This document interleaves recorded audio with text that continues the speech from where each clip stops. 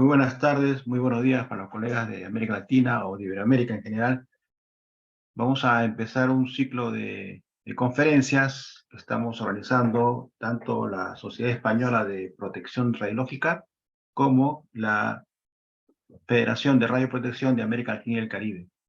Y esta es la primera conferencia que organizamos en base a un convenio que hemos firmado hace poco tiempo y queremos darles a conocer algunos temas técnicos que son de interés para todo Iberoamérica.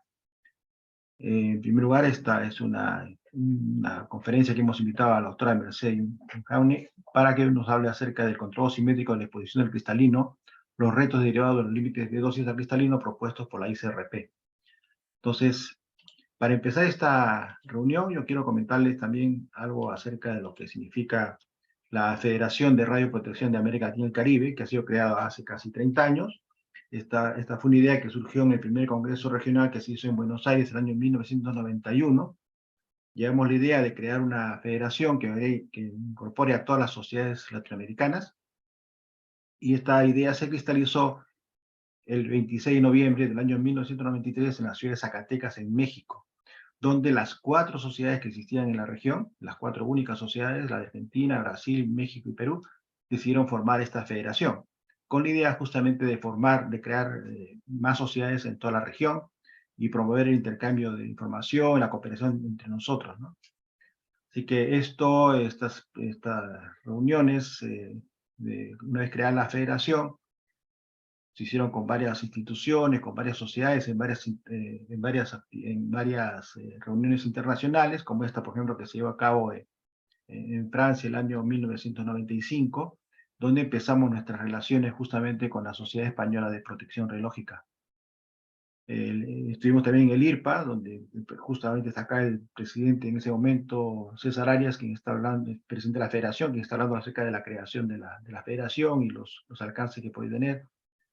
Se hizo en este Congreso Internacional que se hizo en Viena. Bueno, con la Sociedad Española de Protección hemos tenido un acercamiento bastante importante, tal es así que hemos formado en el año 96 un grupo iberoamericano de sociedades de protección radiológica con el fin de intercambiar experiencias y a una cooperación en algunos temas específicos, como el caso de este trabajo que se hizo el año 2001, donde intervinieron los participantes de toda Iberoamérica, de las sociedades que existían en ese momento, con el fin de hacer una evaluación de la percepción del riesgo radiológico en el ambiente hospitalario.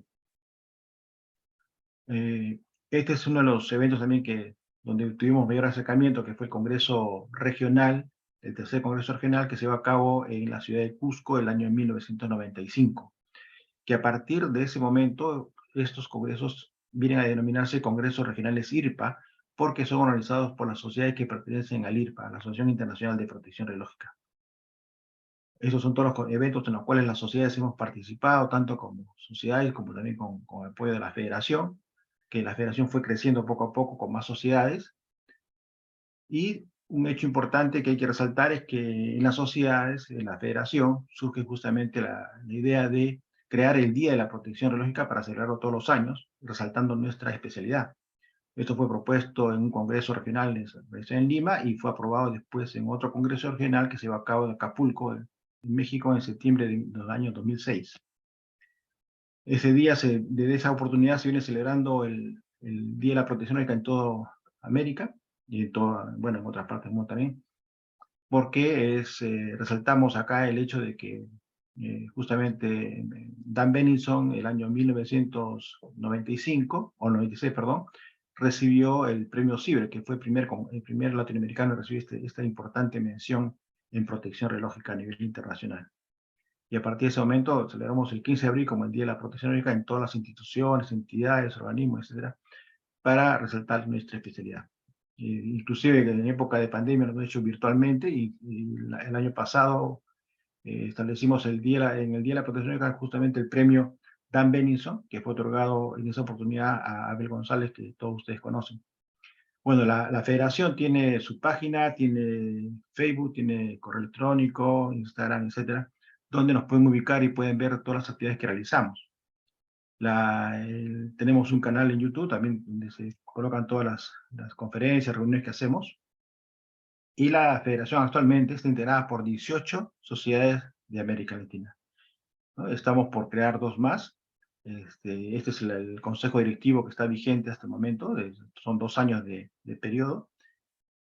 Y es nuestra página que tiene mucha información acerca de lo que estamos realizando y quiénes son los coordinadores, quiénes son los sociedades. Hacemos participar a todas las sociedades, todos los representantes de las sociedades para que puedan trabajar en diferentes temas. Estamos en plan de fortalecer y crear la sociedad de protección ecológica en Honduras, así como también en El Salvador, ¿no? Bueno, y con esto quiero resaltarlo porque esto es importante, porque esta conferencia se lleva a cabo justamente en base a un acuerdo, un convenio que hemos firmado entre la Sociedad Española de Protección y la Federación de Radio y Protección de América Latina y el Caribe. Esto lo empezamos ya hace buen tiempo. Esta idea, primero teníamos un convenio antiguo que ya prácticamente había que actualizarlo, fue el 2010 que se estableció en Medellín, y las primeras actividades que hicimos como federación fue ver este convenio, ver cómo actualizarlo. Y por esa razón, en el Congreso que fue el año pasado en Santiago de Chile, firmamos este nuevo acuerdo, este nuevo convenio de colaboración con participación de las sociedades de la región. Y tiene varios temas de colaboración, varios puntos importantes que hay que saltar, que se van a ir realizando poco a poco. Y este es un primero de las primeras actividades que hacemos. Y también hay que mencionar de que este año, como la Federación celebra 30 años, estamos organizando el segundo Simposio Internacional sobre Protección Radiológica en la ciudad del Cusco, y a su vez también octavo Congreso Peruano de Protección Radiológica organizado por la Sociedad Peruana de Protección y la Federación. Esta actividad incluso es auspiciada por la Red Latinoamericana de Protección Radiológica en Medicina, que fue creada el año 2017 y que realiza una serie de seminarios. Como ustedes saben, todos los meses hacemos un seminario y este es parte de ese seminario que estamos haciendo el día de hoy. Así que bueno, yo quiero agradecer a Merced por la referencia para poder estar en esta primera conferencia, y más bien quiero dejar en el uso de la palabra a María Antonia López, que es la presidenta de la Sociedad Española de Protección Radiológica, quien nos va a hablar acerca de hacer la presentación y hablar de la Sociedad Española de Protección Radiológica. Así que invito a Merced a que exponga, por favor.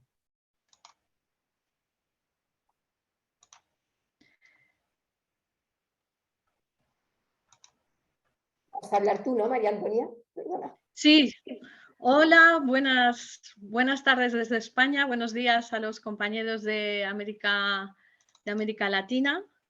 Estoy intentando compartir pantalla, pero no lo consigo. Eduardo, ¿me permites? Estás como coanfitriona, sí. Pues no puedo compartir pantalla.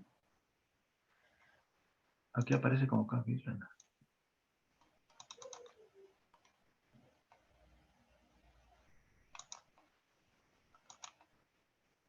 Pues no me es posible. Bueno, pues voy a correo, hacer... ¿no?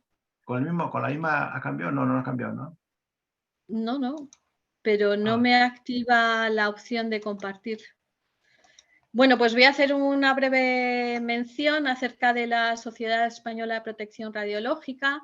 Es una sociedad que, digamos, tiene alrededor de 700 socios individuales, tiene como objetivo el desarrollo y el progreso en la protección radiológica en España y en otros países de habla hispana, y funciona pues desde 1980. Es multidisciplinar, con distintas entidades involucradas. Tiene como estructura pues una asamblea general, la junta directiva, una plataforma de I+D, la plataforma PEPRI, distintas comisiones, 8 grupos de trabajo y 3 foros, el sanitario industrial y las unidades técnicas de protección radiológica. Entre las actividades de la SPR está el apoyo a la investigación. Tenemos desde hace pocos años operativa lo que es la Plataforma Nacional de I+D en Protección Radiológica. Actualmente hay 3 proyectos en marcha: el Protocolo Nacional para la Evaluación de Yodo 131 en población expuesta en situaciones de emergencia, la creación de la Red Española de Excelencia en Dosimetría Biológica y una campaña de medida de dosis en cristalino. Además, la sociedad organiza de forma bianual el Congreso Conjunto junto con la Sociedad Española de Física Médica, y va a ser el organizador del 17 Congreso IRPA en Valencia en 2028. Anualmente organizamos jornadas científico-técnicas, cursos de formación y foros para la difusión, el intercambio de información y el desarrollo de guías de referencia y documentación técnica.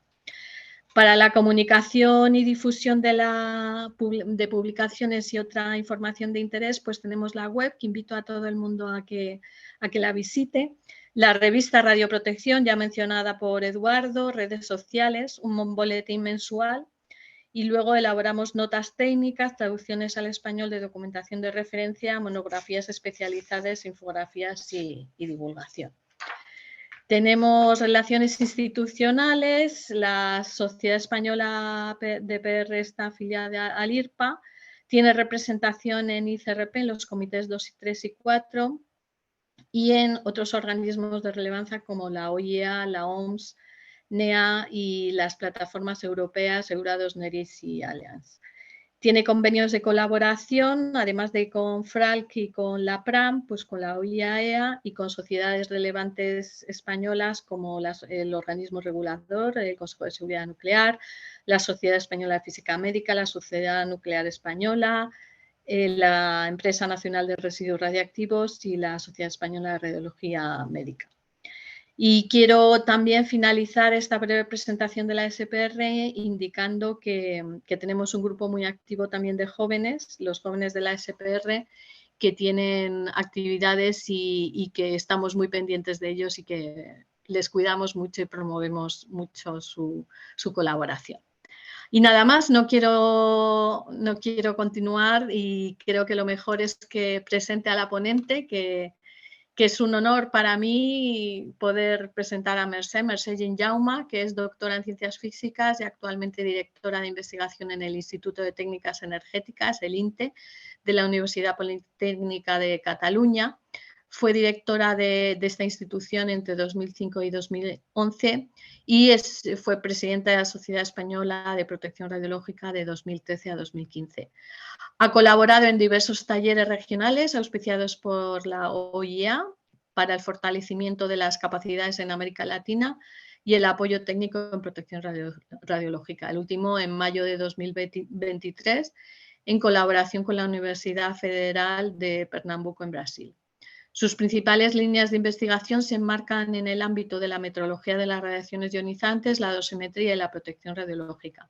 Participa activamente en los grupos de trabajo sobre esta temática en la Plataforma Europea de Dosimetría, Eurados, y en la SPR. En particular, coordina el grupo de trabajo de dosimetría de la SPR y el grupo de trabajo de detección y medida de las radiaciones de la Plataforma Nacional de I+D, PEPRI, que he mencionado anteriormente. Y nada, dejo la palabra a Mercè y espero que disfrutéis mucho de su webinario, seguro que sí.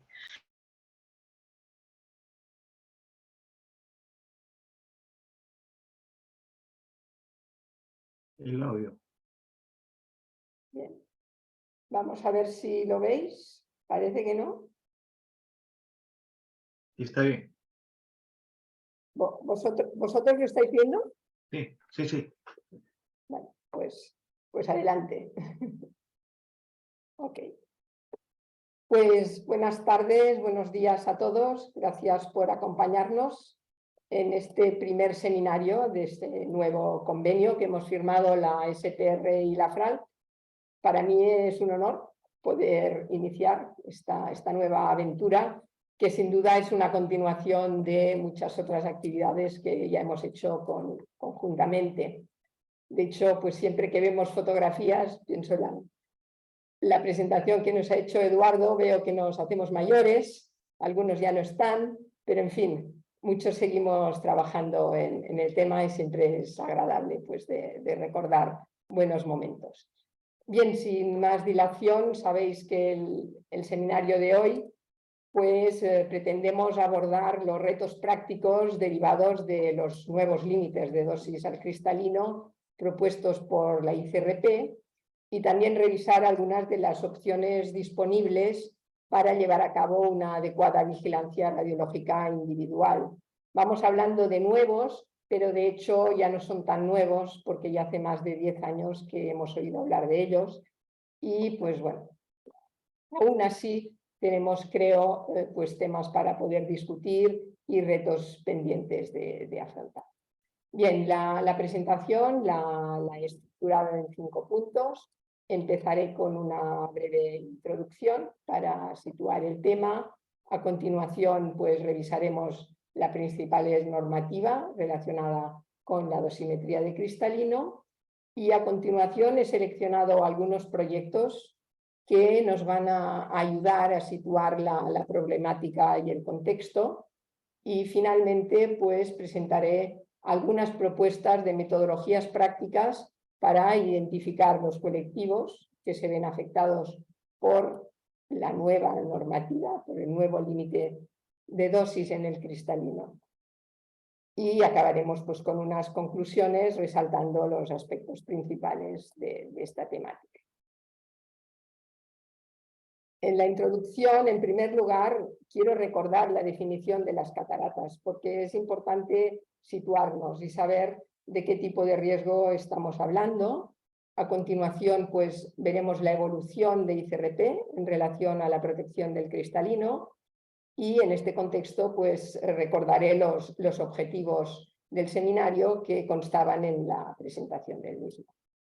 Bien, la catarata es la opacificación total o parcial del cristalino, cuya patogenia es multifactorial. Esta opacificación provoca que la luz se disperse dentro del ojo y no se pueda enfocar en la retina, de manera que provoca una disminución de la agudeza visual. Estas cataratas se clasifican morfológicamente en nucleares, corticales y subcapsulares, en función de dónde se produce la opacificación. Hay evidencias que las radiaciones ionizantes son uno de los factores que pueden generar las cataratas. En particular, se ha comprobado que generan opacidades subcapsulares posteriores. Sin embargo, como es bien sabido, las cataratas aparecen frecuentemente asociadas a la edad, y en concreto las cataratas nucleares son las más frecuentes debido al tema de la edad. A los 65 años el 30% de la población puede tener cataratas y los mayores de 85 años el 70% de ellos habitualmente pues, podrán tener este problema. La ventaja o el inconveniente menor es que hay un tratamiento eficaz, aunque invasivo, que consiste en extraer el cristalino opacificado y sustituirlo por una lente ocular. Bien, desde el inicio, desde la formación de ICRP, ya se sabe que el cristalino es un órgano especialmente radiosensible y ya en 1954 se establecieron límites de dosis específicos para el cristalino.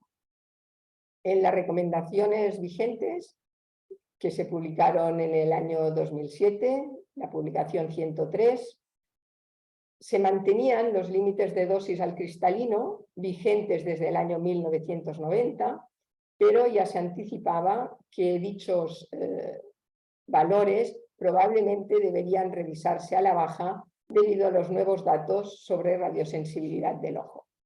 Así, en el año 2012 se publicó ICRP 118 y se presenta una declaración sobre la respuesta tisular a la radiación del cristalino y se propone un umbral de 0,5 grays para la aparición de cataratas radioinducidas, recomendándose una reducción del límite de dosis para la exposición ocupacional, una reducción de un factor 7 para los profesionales.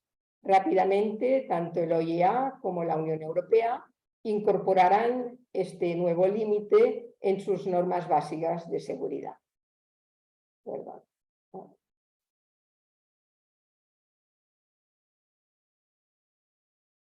En este contexto hemos planteado los 3 objetivos del seminario. Primero vamos a repasar la normativa y las recomendaciones internacionales para el control dosimétrico del cristalino. A continuación presentaremos los resultados de algunos proyectos, tal como ya os he dicho, y finalmente propondremos algunas metodologías prácticas que nos permitan identificar los colectivos afectados por el nuevo límite y también describir su monitorización, evaluando las ventajas y limitaciones de las distintas técnicas disponibles. Bien, a nivel de normativa repasaré primero la propuesta de ICRP 118 y a continuación veremos cómo se ha trasladado en las normas básicas de seguridad de la OIA y de la Unión Europea, y citaré también algunas guías y recomendaciones internacionales. ICRP 118 es el informe de ICRP que analiza la respuesta tisular de la radiación y en concreto dedica un apartado al ojo y un anexo específico con el resumen de los principales estudios sobre exposición y opacidades y cataratas vigentes en aquel momento. En base a estos estudios hay evidencias de aparición de opacidades a niveles de dosis inferiores a las consideradas hasta el momento. Las observaciones son compatibles con la existencia de un umbral de dosis menor que el considerado hasta aquel momento e incluso con un umbral nulo. También se observó que el tiempo de latencia en exposiciones crónicas a bajas dosis puede ser muy largo. En base a estos tres aspectos, ICRP establece un umbral de dosis nominal para la formación de cataratas en 0,5 grays, independientemente de la tasa, y recomienda un límite de dosis equivalente en cristalino para los trabajadores de 20 milisievert año promediados en 5 años, con un máximo anual de 50 milisievert. Mantiene el límite anual de dosis equivalente en cristalino para el público en 15 milisievert. Asimismo, en aras a la optimización y teniendo en cuenta la gran incertidumbre asociada al umbral propuesto, recomiendan explícitamente intentar mantener las dosis por debajo de dicho umbral.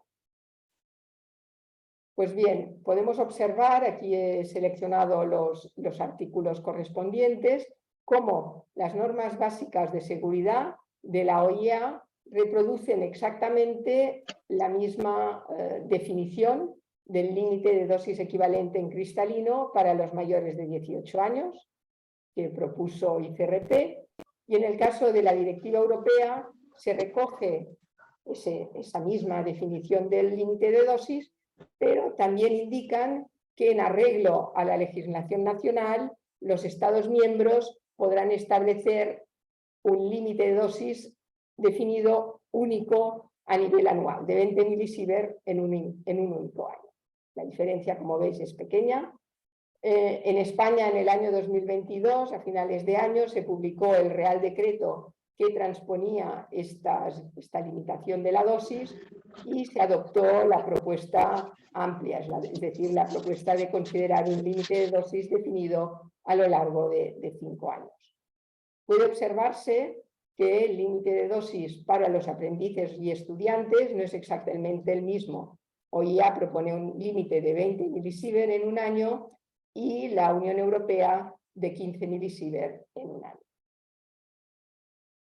Bien, yo considero que la definición de los límites de dosis equivalente en el cristalino, tanto a nivel de OIA como de Unión Europea, como a nivel de España, son totalmente consistentes y alineados con la propuesta de la ICRP.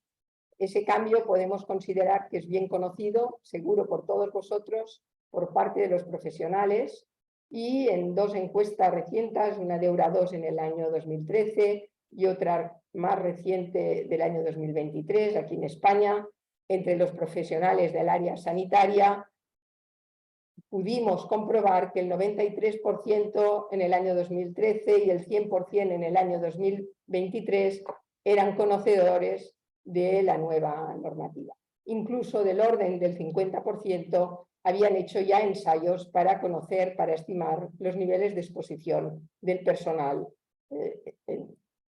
que podía haberse afectado por este cambio. Si ahora pasamos a las recomendaciones en relación a la vigilancia individual, veremos que la propuesta del OIEA y de la Unión Europea, aun siendo similares, no están redactadas de la misma manera, no están redactadas del mismo modo. El OIEA define para la evaluación de la exposición ocupacional diversas zonas y establece que cualquier trabajador que normalmente trabaje en una zona controlada, aquí en la parte inferior tenéis la definición, y que pueda recibir una dosis importante debido a la exposición ocupacional, deberá llevar a cabo una monitorización individual en un servicio de dosimetría autorizado. Si trabaja en una zona supervisada, la exposición ocupacional podrá evaluarse mediante resultados de monitorización del lugar de trabajo. Vemos que se insiste, se informa de la necesidad de monitorizar el personal, pero no se nos detalla los valores de dosis que deben considerarse para situarnos en una situación o en otra, y tampoco no hace ninguna referencia al control dosimétrico del cristalino, pero tampoco al control dosimétrico de la piel, por ejemplo.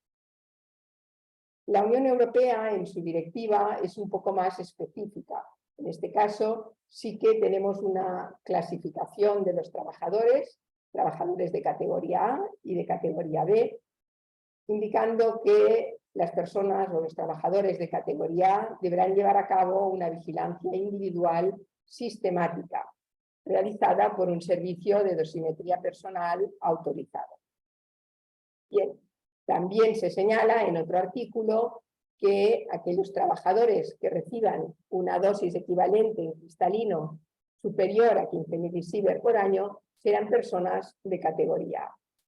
En el caso de personal de categoría B, es decir, aquellos que tengan una dosis equivalente en cristalino inferior a 15 milisievert año, no requerirán una dosimetría individual, pero sí deberán demostrar que están correctamente clasificados. En otro artículo, la Directiva Europea indica que en aquellos puestos de trabajo en los que sea posible recibir una dosis equivalente de 15 milisievert por año para el cristalino, será necesario aplicar medidas de protección radiológica y el principio de optimización. Por tanto, podríamos indicar que la Directiva Europea es algo más precisa que el OIEA, el organismo. Sin embargo, en ningún caso esa normativa nos detalla cómo implementar en la práctica este control dosimétrico. Para eso vamos a necesitar guías que nos ayuden a interpretar en la práctica estos requisitos, y aquí os he señalado algunas. Hay muchas más, yo diría que son las principales. No hay tiempo para poderlas comentar. Únicamente al final de mi presentación, cuando hable de la metodología, hablaré un poco de la propuesta de la Comisión Holandesa de dosimetría de la red. Y con eso pasaré al tercer punto de mi presentación, hablando de algunos de los proyectos que he seleccionado. El primer proyecto del que os quiero hablar es el proyecto ORAMED. Es un proyecto que ya tiene más de 10 años, se realizó entre 2008 y 2011, fue un proyecto financiado por la Unión Europea, pero es todavía interesante en esta temática porque podríamos considerar que es uno de los estudios que nos permiten tener una visión más transversal del nivel de exposición del personal de radiología intervencionista y de cardiología intervencionista.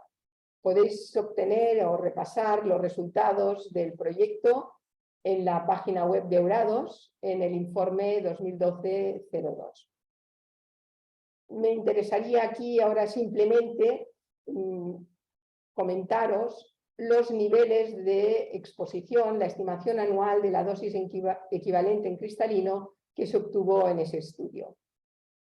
Se comprobó que el 75% de los participantes, y podéis ver que a cada uno de los participantes les colocaban 4 dosímetros en la zona de los ojos, pues el 75% recibían una dosis equivalente en cristalino inferior a 15 milisievert, es decir que teniendo en cuenta la nueva normativa no requerirían control sistemático.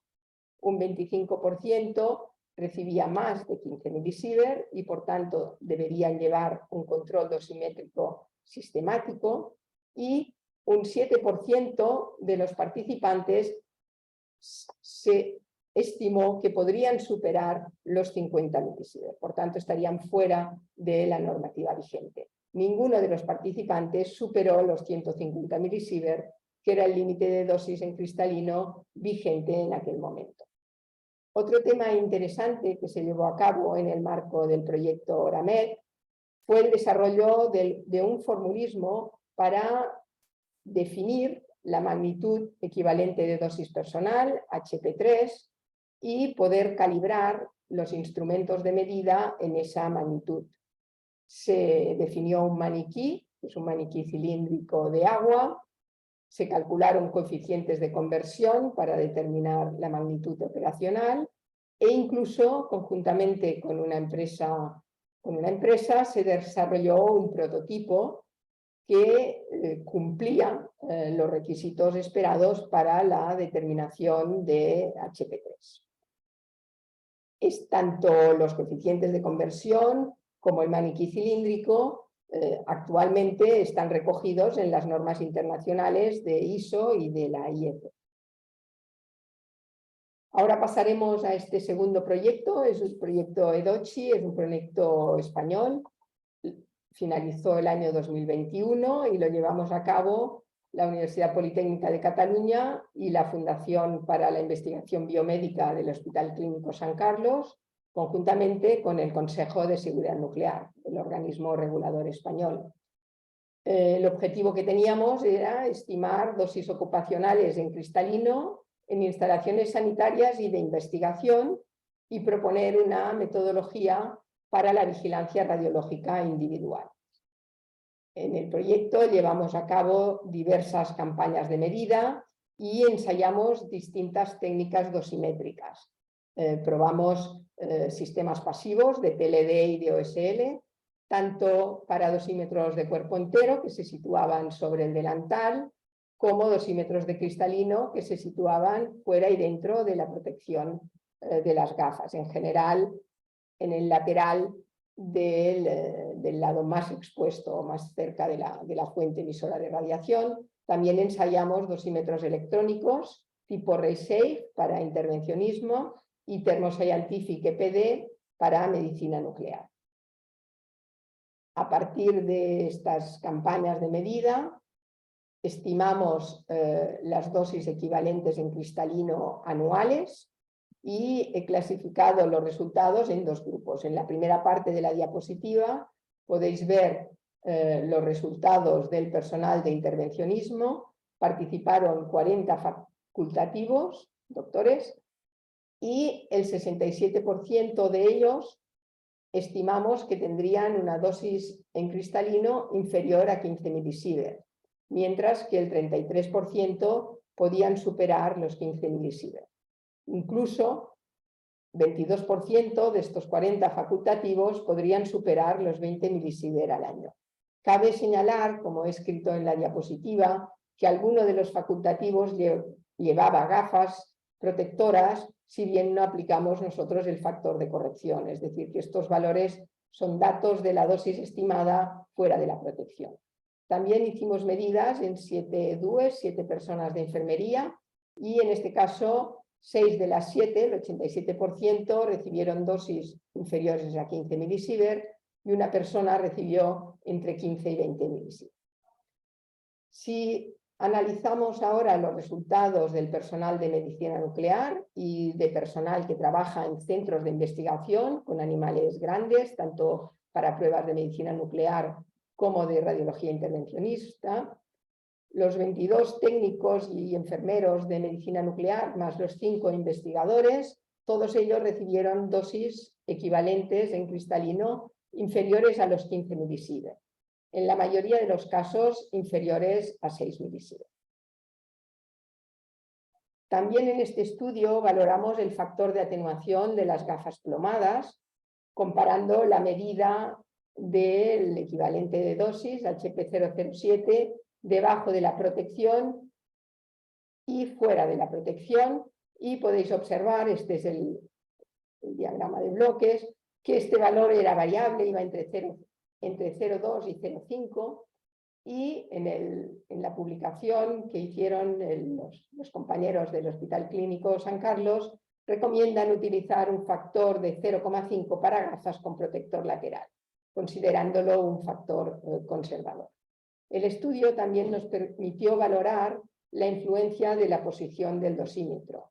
Y si bien todos sabemos que la posición ideal es situar el dosímetro cerca del ojo, pudimos comprobar que en la mayoría de los casos el dosímetro de solapa, ya sea de tórax o del tiroides, situado encima del delantal, nos permitían una buena estimación de la dosis a la altura de los ojos, multiplicando por un factor de corrección que podía estar comprendido entre 0,75 y 0,9.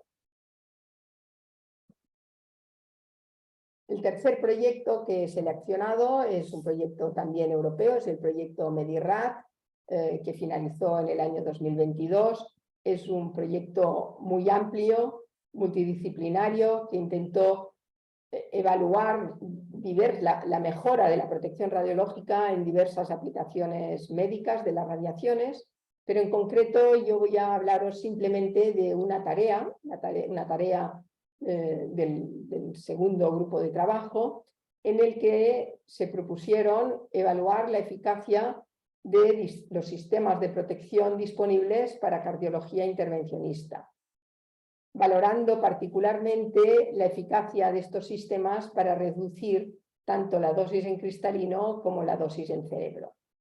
Los sistemas que estudiaron principalmente son los que podéis ver a la derecha de vuestra diapositiva, y la eficacia de estos sistemas la analizaron mediante cálculos de Monte Carlo, medidas con maniquí y también mediante medidas directas con trabajadores de hospitales. Completaron su estudio con una revisión bibliográfica de los sistemas de protección utilizados con mayor frecuencia y más conocidos, como son las gafas plomadas y la pantalla plomada suspendida.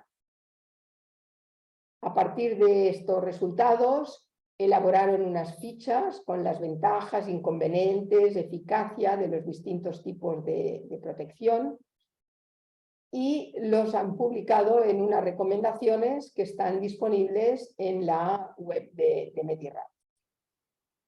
He seleccionado dos casos a modo de ejemplo que podéis ver aquí en la diapositiva. Por ejemplo, la pantalla. Comprobaron que las pantallas son eficientes para disminuir tanto la dosis en el cristalino como en el cerebro. En función de la técnica utilizada para la estimación de esta eficacia, el valor de atenuación variaba entre un 50% y un 10%. Comprobaron que la pantalla puede ser más eficiente que una gorra para proteger el cerebro, por ejemplo. Igualmente, en el caso de las gafas plomadas, pues también pusieron de manifiesto que hay una gran variabilidad en relación a la reducción que ofrecen este tipo de sistema de protección, dependiendo de la protección, dependiendo de la posición del trabajador, dependiendo del diseño de las gafas.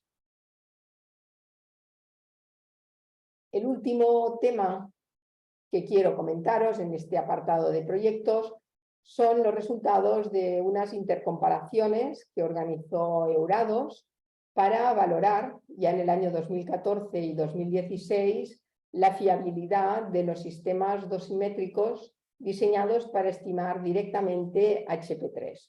En el año 2014 participaron 20 servicios de dosimetría personal y en el año 2016 22.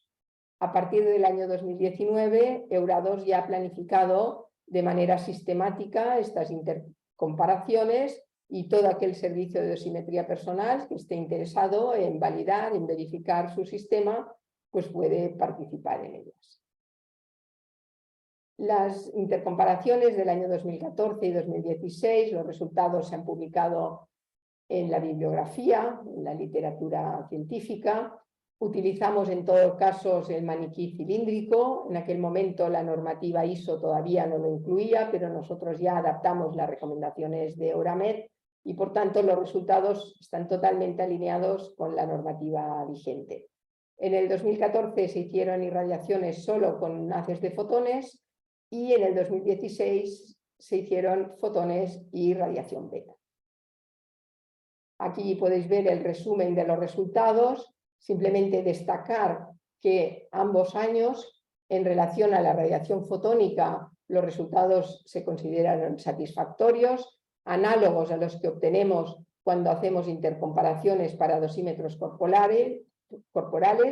El 90% entraban dentro de los requisitos que establece ISO. Es decir, aquí tendríais el gráfico de la respuesta para el año 2016 y los resultados correctos son todos aquellos que se encuentran dentro de los límites que marcan estas curvas en negro en la gráfica. Si nos fijamos en radiación beta, en este caso el 56% cumplieron los requisitos, pero el resto pues, quedaban fuera de las curvas de trompeta. Las mayores dificultades que se identificaron para la determinación de la dosis por radiación beta era que en muchos casos se sobreestimaba la contribución de las betas de Wagener. Estos serían pues los estudios que he querido destacar y como resumen querría señalar estos 6 puntos que veis aquí en esta diapositiva. Podemos afirmar que en la mayoría de puestos de trabajo el nuevo límite de dosis equivalente en el cristalino no requiere un control dosimétrico específico. Sin embargo, entre los profesionales que realizan procedimientos guiados por fluoroscopia, en particular en intervencionismo y en cardiología intervencionista, y en particular los médicos que participan en estos procedimientos, pueden superar el límite de dosis equivalente.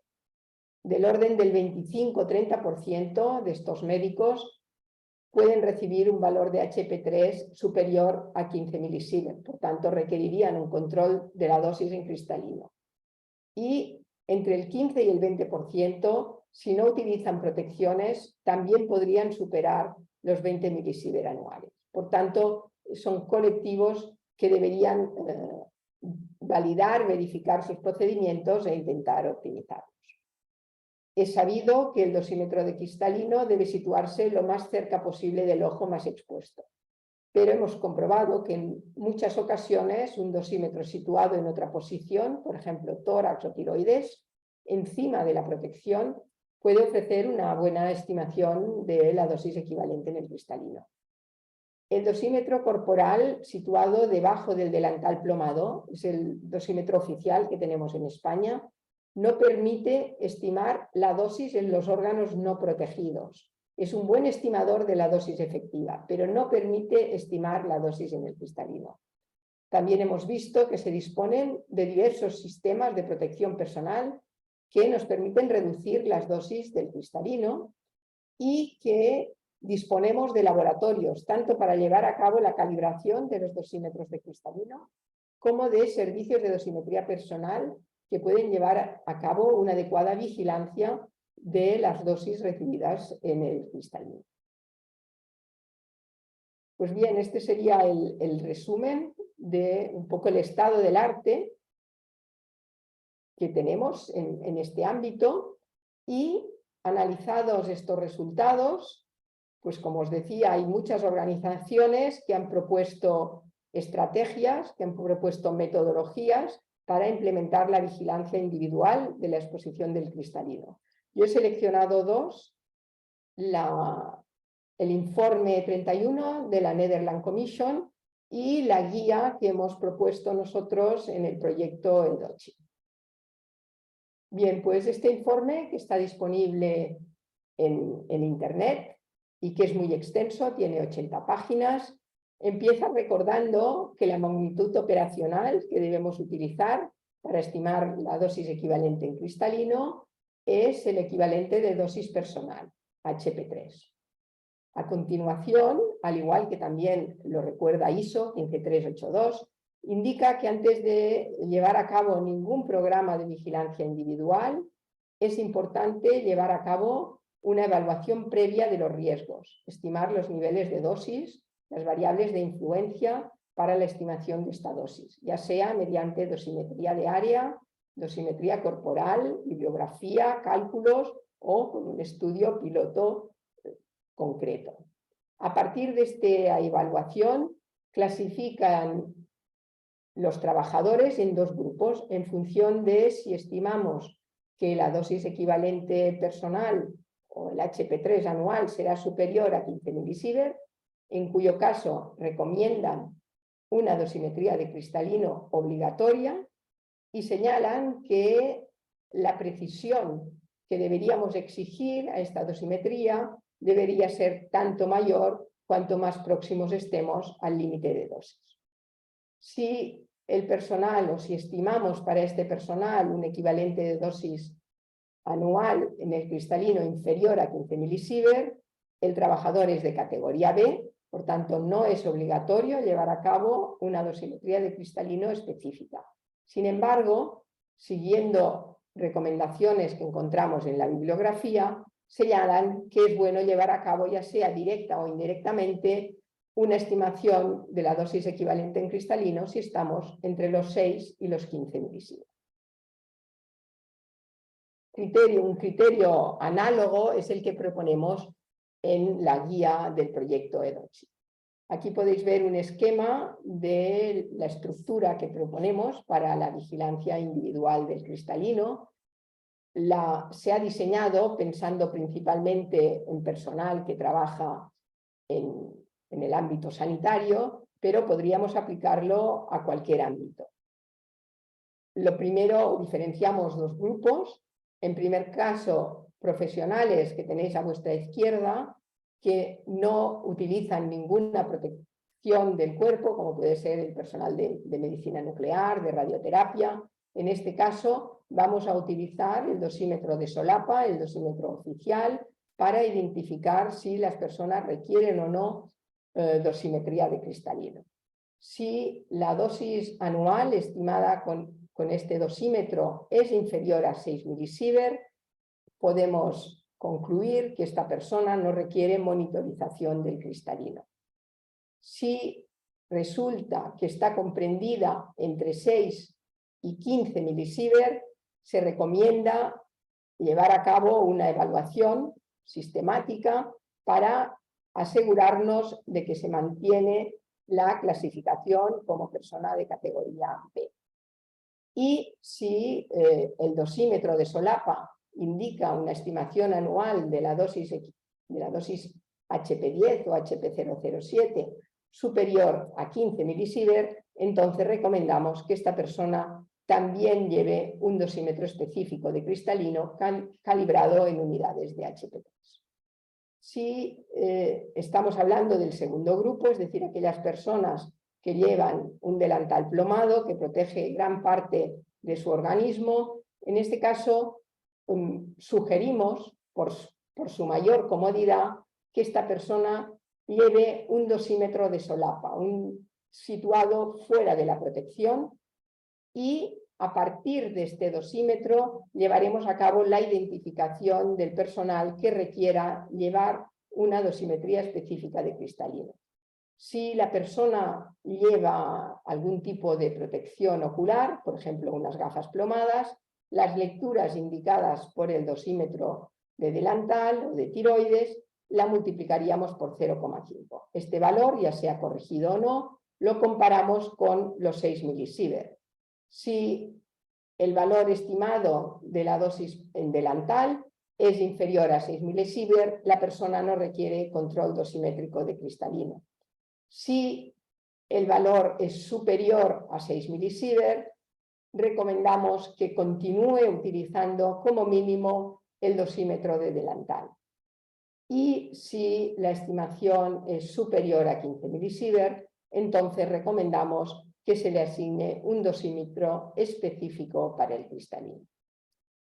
estos controles, esta vigilancia, debemos renovarla, debemos asegurarnos que no hay cambios en los procedimientos de trabajo y recomendamos del orden de 1 año consecutivo para poder asegurar una correcta clasificación del personal. Y ahora ya pasaría a las conclusiones. Creo que debemos resaltar que desde 2011 se ha avanzado mucho en el conocimiento sobre los niveles de exposición al cristalino de los profesionales. En la mayoría de países, tanto de Latinoamérica como de Europa, se dispone de capacidad para llevar a cabo una adecuada vigilancia individual del cristalino. Se han identificado colectivos, principalmente en el ámbito de los procedimientos intervencionistas, que requieren vigilancia individual del cristalino. Y notamos que se ha incrementado la percepción del riesgo de exposición de estos profesionales. La formación del personal, el uso adecuado de los sistemas de protección, así como el uso de dosímetros de lectura directa, son esenciales para facilitar la optimización de los puestos de trabajo. Disponemos, hemos descrito algunas, metodologías claras para la identificación de los colectivos que puedan requerir este control dosimétrico del cristalino, y también tenemos recomendaciones para saber cómo medir la dosis de estas personas. Pero todavía quedan retos, y aquí he resaltado 6.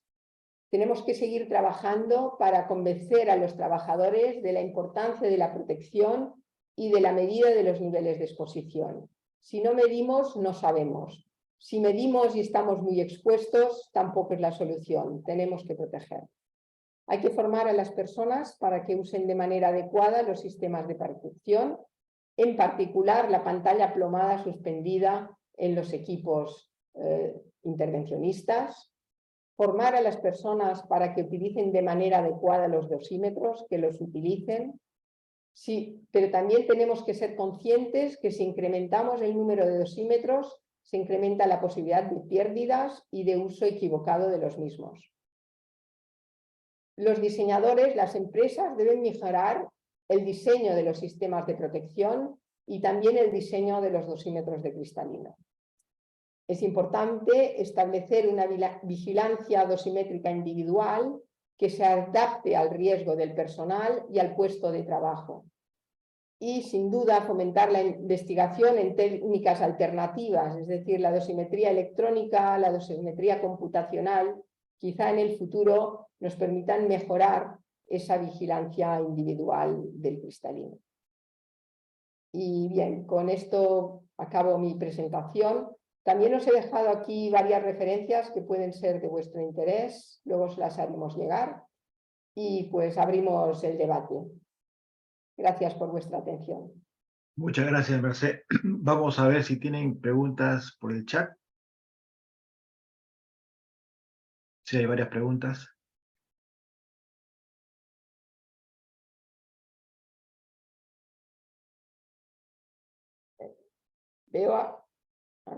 ¿Me oís? Veo aquí una pregunta en la que preguntan si existen estudios epidemiológicos que evidencian un aumento significativo de cataratas en profesionales expuestos. La respuesta es que sí. Esto está descrito en el informe 118 de ICRP. Para ser más honestos, lo que está muy claro es que hay más opacidades. Las cataratas y en qué momento empiezan a surgir las cataratas, pues ahí hay menos datos. Pero sin duda la relación causa-efecto está evidenciada.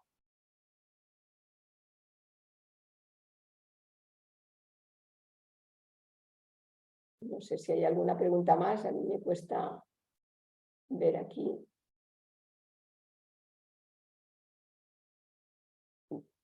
Luis Reyes pregunta si en la Unión Europea hay un coeficiente de corrección para estimar la dosis equivalente en cristalino a partir de los valores de la dosis en tórax. Nosotros en nuestro estudio obtuvimos valores entre 0,75 y 0,9. Si miráis en la bibliografía, quizá el valor, digamos, más utilizado es un 0,75, pero no siempre es un valor conservador. Por eso la propuesta que aquí proponen, es decir, si utilizamos un factor igual a 1, estamos siendo más conservadores y, digamos, cuando nos aproximemos a los 10 milisievert, pues sí que cabría o deberíamos determinar el factor de corrección específico para nuestro trabajo. Hasta los 6-10 milisievert, utilizar un factor de 1 se puede considerar una estimación adecuada.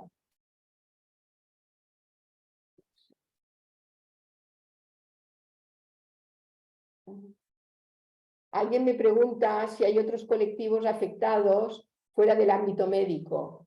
El informe que he hablado de la comisión holandesa, allí hace un análisis de distintos puestos de trabajo, industriales, etc.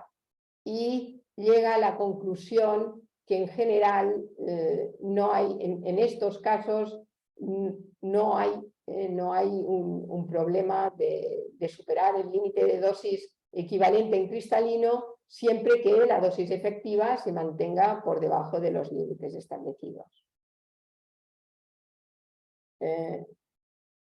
Alguien me pregunta cómo registran en el historial dosimétrico la dosis en cristalino. Pues ahí eso depende de cada país y de cada organismo regulador. Puedo decirte que en España en estos momentos todavía no está registrado, que yo sepa, en el historial dosimétrico. Está como una dosimetría operacional. Pero algunos países sí que lo tienen registrado.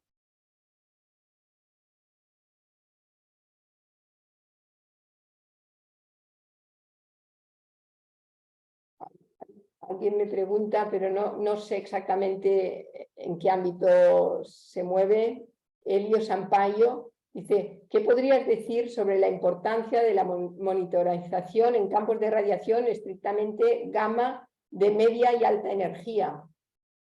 Lo mismo, si el cuerpo está protegido y la zona de la cabeza no está protegida, pues deberíamos darle un dosímetro de cristalino. Si no, el dosímetro corporal pues va a ser adecuado.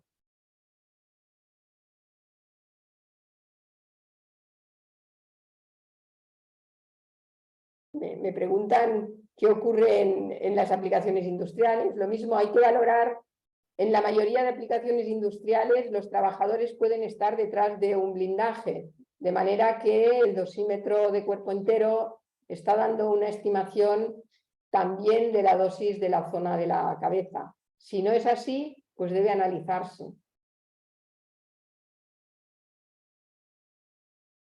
Y me preguntan en relación al ámbito de la medicina nuclear, yodo 131, tecnecio 99 metastable. No es un tema de energías, esas energías también podrían incidir y generar exposición y dosis HP3 en cristalino. El tema es que los procedimientos de trabajo son tales que si trabajamos de manera adecuada, al menos en los ámbitos en los que nosotros hemos trabajado y algún proyecto europeo que también lo ha analizado, señala que en medicina nuclear, hoy por hoy, la dosis en cristalino no es un problema. Y yo creo que casi son las 7, no sé, Eduardo, si tú quieres... A ver, un par de preguntas más, ¿sabes? Tú define un par de preguntas porque, claro, están apareciendo cada vez más preguntas. A ver, me gustaría saber si existen estudios sobre dosis en cristalino en el ámbito veterinario. ¿Hay algún estudio? Y nos moveríamos en situaciones parecidas a las que tenemos con el personal de intervencionismo. Como ellos llevan habitualmente el delantal plomado, en función de la dosis que reciban en ese dosímetro fuera de la protección, pueden decidir si requieren o no una dosimetría de cristalino. Pero pongamos, por ejemplo, un veterinario de caballos, que resulta que cuando hace la intervención coloca la cabeza justo a la salida del tubo, pues ahí esta persona necesitará dosimetría de cristalino. Depende, hay que evaluar los riesgos y los procedimientos en cada caso. Por mi parte, yo no veo así Una más, ninguno ¿no? que me haya olvidado, no sé. Sí, hay muchos agradecimientos, saludos de colegas de Iberoamérica. Sí, Merced, realmente una charla muy interesante. Yo creo que hay motivo para seguir intercambiando ideas sobre el tema y sobre todo que ustedes tengan información. Esta tarde vamos a colocar esta conferencia en la página de YouTube de la FRALC. Les he enviado en el chat la dirección. Como también hemos puesto las páginas de la Sociedad Española de Protección Médica y la página de la FRAL, porque también ahí se va a anunciar en dónde va a estar ubicado la conferencia para que los que han llegado un poquito tarde, los que quieren con detenimiento ver la conferencia, la puedan ver con tranquilidad. Bueno, de mi parte, agradecimiento a Merced por esta contribución tan importante, a María Antonia también por la Sociedad Española de Protección Médica. Si deseas algún comentario, María Antonia. No, nada más agradecer a Merced su excelente charla y, bueno, pues fomentar la colaboración con los compañeros de América Latina en este ámbito y en cualquier otro. Ya hablaremos cómo continuar nuestra colaboración. Así es, Y así es. despedirme nada más. Un placer. Muchas gracias, María Antonia. Muchas gracias, Merced, también nuevamente por tu colaboración. Si quieres dar unas palabras finales.